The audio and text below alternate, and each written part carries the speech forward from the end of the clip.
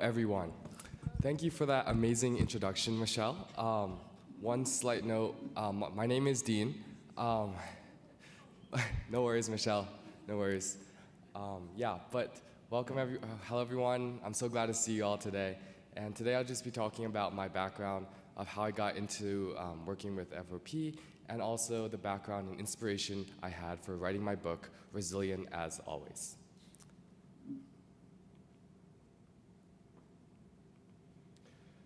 So my connection to FOP first started all the way back when I was 6 years old. So my parents have always been pretty scientific and factual people. And so for a long time, I never even knew that the tooth fairy even existed. It was even like a concept for many other children. And so for me, and since my dad was also into like FOP and IFOP community, I was introduced to the Donate Your Child's Baby Teeth to IFOP program, where they collected my stem cells and used them for research. And so from a young age, instead of like donating my teeth for like a few quarters under my pillow, I was donating them to IFOP instead. And then my connection to FOP continued to grow. As I was 7 years old in this picture, I went to the FOP Cure for Bingo for a Cure events, and these were in Pennsylvania back then. And then here in this photo, I was with on the picture on the right, I was with my sister and also Dr. Kaplan. And then at these Bingo for a Cure events, I was really shocked because at home, I had always heard about how FOP was like a really rare condition, and it wasn't something that was really widely known all over the world. And then when I went to these events, when I first stepped into the room, I was always first like shocked by how many people there are and how big the entire event was, which is actually kind of similar to how today as an event feels. And then so when I first walked into these events, I was shocked by the strength of the community and how they all came together for like common fundraising events and all to support each other. And then, as I was 9 years old, I also started volunteering in FOP research. And then, so this was one study that I took part in. And this was investigating like temperature relating to flare-ups. And I participated, and my body temperature was measured. And so I guess I've done a lot of different things when I was younger to contribute to FOP research and fundraising. But then, as I got older, I started thinking about what else can I do for FOP? And then so I realized that there's different ways to fundraise, there's research. Obviously I'm not able to do that much high-level, in-depth research at this point yet, but there was many different ideas I was thinking of, and I realized that one of the biggest aspects of FOP inherently being like a rare condition was public awareness and making FOP more widely known and gathering more support around it. And then so I realized after talking to physicians like Dr. Kaplan and Dr. Pignolo, I also studied videos of like daily FOP life of many patients, and I also spoke with some of them. And then I consulted with the experts like Dr. Kaplan and Dr. Pignolo. And then one of the creative ideas that I integrated my past background in arts as well was to create a book. And then so I created a children's book, which was Resilient as Always. And the reason why I chose the title Resilient was because I really felt like that was one of the key aspects or key pillars of the FOP community. Whenever I walk into an event, I always see how resilient the community is, how each individual patient and their families are really resilient in the face of adversity. And then this was something that I wanted to share with the world. And so with this, I created many different storyboards. I did everything with digital art, and I refined the manuscript. And then I also consulted, because I wanted my book to be medically accurate when I shared it with the world and to raise public awareness really accurately. I consulted with Dr. Kaplan, and I received his medical guidance and endorsement about the accuracy and clarity of my book. And then so now I'll be going through briefly my book. So for the first one, it's about Lily's journey, which was about the flare-ups and clinics visits. And then so in this, I highlighted how she used to be a ballet dancer, and then one day as she got injured, she started going to the doctors for checkups, And she realized that, and the doctors realized that there was something wrong, and that there were flare-ups with bone growth. And then so I talked more, and I also included a lot of like medically accurate information. Like I talked about the genes, like and common symptoms as well as the triggers. And so this is to raise awareness for many families that go through possibly like misdiagnoses, which are really common, and this would make it so that they're more aware of this disease and that it's a possibility. And so I continued going through, and I talked about the emotional side as well, because I wanted my book not only to be like an instrument for public awareness. I also wanted to be a book that can accompany patients on their recovery and healing journey, and this would make it so that they can heal better. They have like something that they can understand their emotions better, so that their emotions maybe of like sadness are understood, and that these are common as well, and that there is hope and that there is recovery as well on this journey. And then moving on, I talked about how she had a lot of support from her friends and her classmates, and yeah.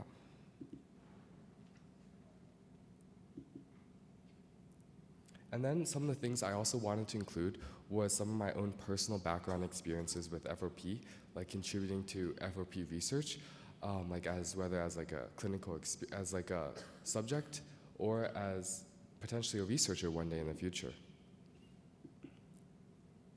And they also talked about my past experience with FOP bingo, and I integrated this which I felt like was a really fundamental piece of my life and something I wanted to include in the book. And here I also included Dr. Kaplan. Dr. Kaplan was one of the key pieces of inspiration for this book, and he helped a lot with the step-by-step process. And then in the end, she found new hobbies such as singing, and then she continues to be happy every day. Yeah. And so my book has a few fundamental goals. First of all, I want to raise awareness. As for FOP with being such a rare condition, I really want to help physicians and people understand all over the world that FOP is a condition that they should look out for, and then they should keep in mind when thinking about diagnoses.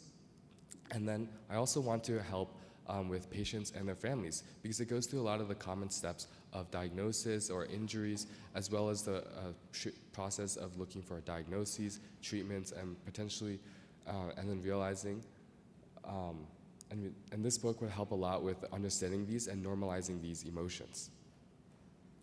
And then finally, fundamentally, I want to share courage and perseverance throughout my entire book.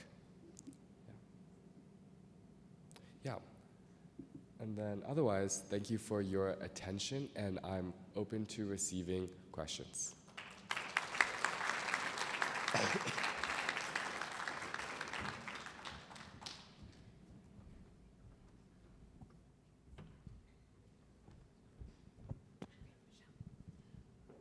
Okay, so first of all, Dean is not my son, because I called him the wrong name to begin with. But as a parent, though, you do oftentimes call your kids the wrong name.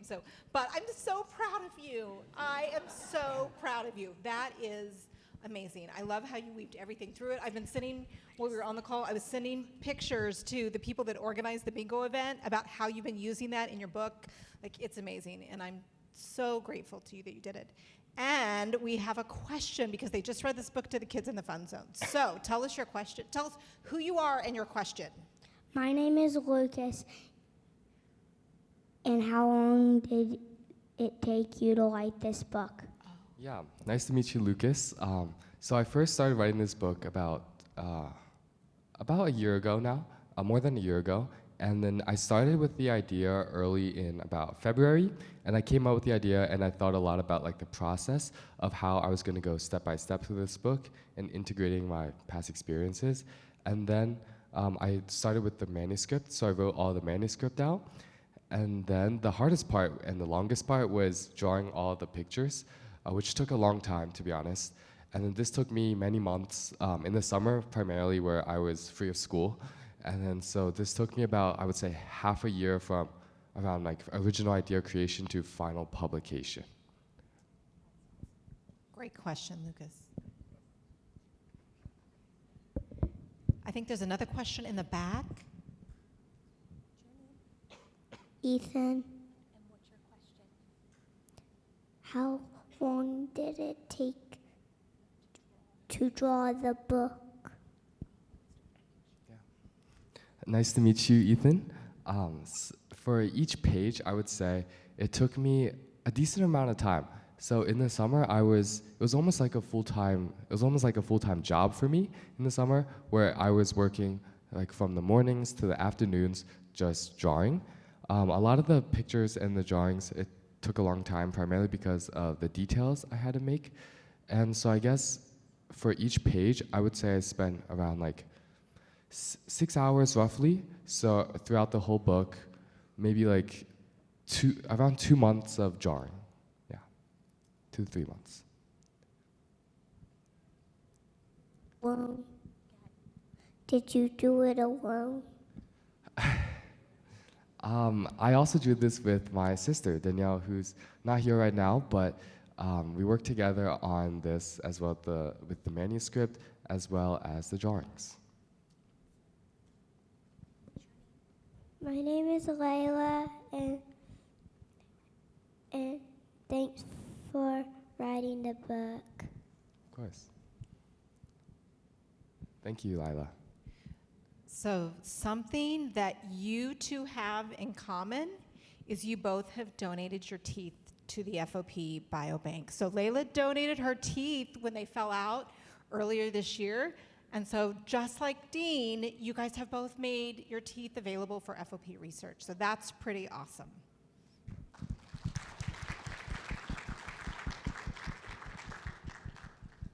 Okay, any other questions? Oh, hang on, let me get over here. We want the people that are online to be able to hear it. I don't have a question, but I want to thank you. And I actually just ordered your book from Amazon. Of course, thank you so much. It's words like these that make my. I think you're back.